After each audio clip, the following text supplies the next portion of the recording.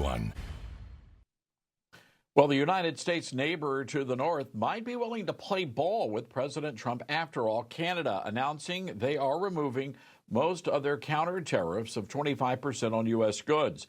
The White House saying they welcome the move by Canada, saying it's, quote, long overdue. Here with us now to talk more about what this means for both Canada and the U.S., Michael Charbonne, host of the Charbonne Report. Michael, good to have you with us today. So, look, as a Canadian learning about the announcement from the Prime Minister, Mark Carney, what's been your reaction to this?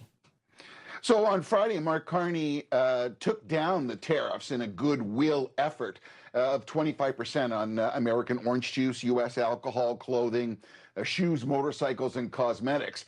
Canada and China, interestingly enough, were the only two countries who actually imposed retaliatory tariffs on America.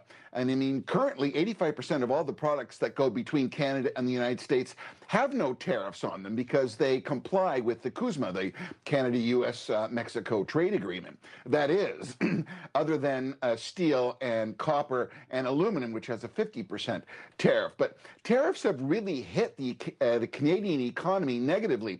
Stats Canada here talks about merchandise exports are down 15%, vehicles 33%, iron and steel and aluminum down over 40%.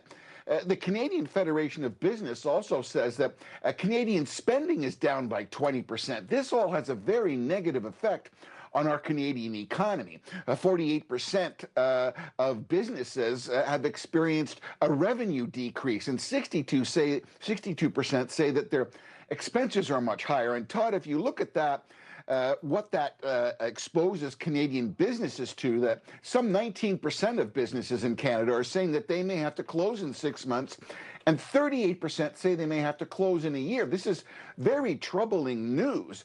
And we also have finally here that there's a 49% increase in bankruptcies since 2019. So, Todd, the tariffs are negatively affecting Canada, and Canadians want a resolution to this. And, of course, all of this comes less than a month after the president signed that executive order raising the tariffs up to 35%.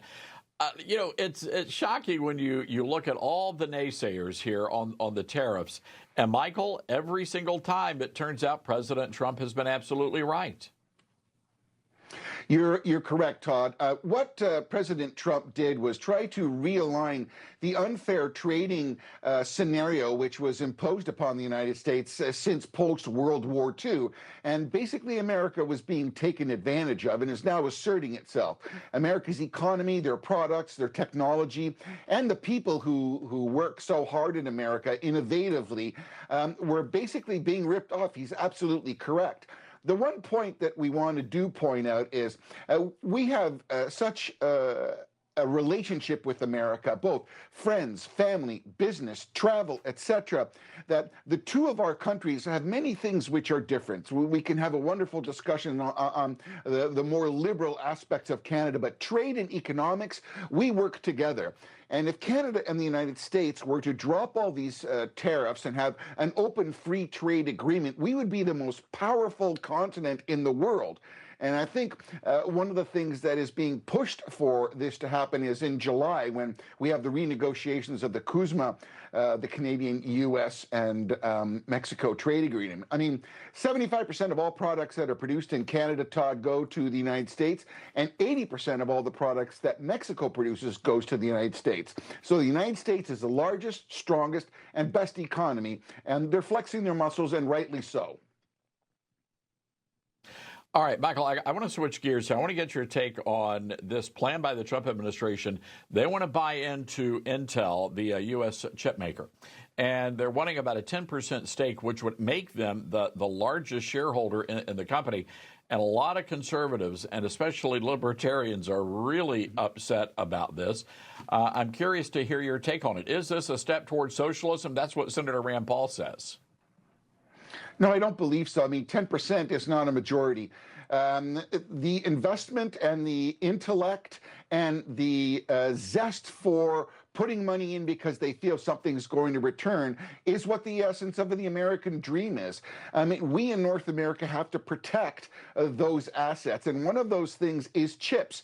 I mean, we all remember what happened just after COVID, after 2019, when it was like, we can't produce cars, we can't do washing machines, we can't do computers, because all those chips, very much like what President Trump has identified with pharmaceuticals, were controlled by foreign entities. And I think it's a good thing. I mean, the technological intellect that we have on both sides of the border, both Canada and the United States, would be complementary to this. I think investment in chips and something that is North American held and understood is a positive for both of us, Todd. All right. Well, Michael, we will see how all that plays out. We really appreciate you coming on NEWSMAX this afternoon. Thank you.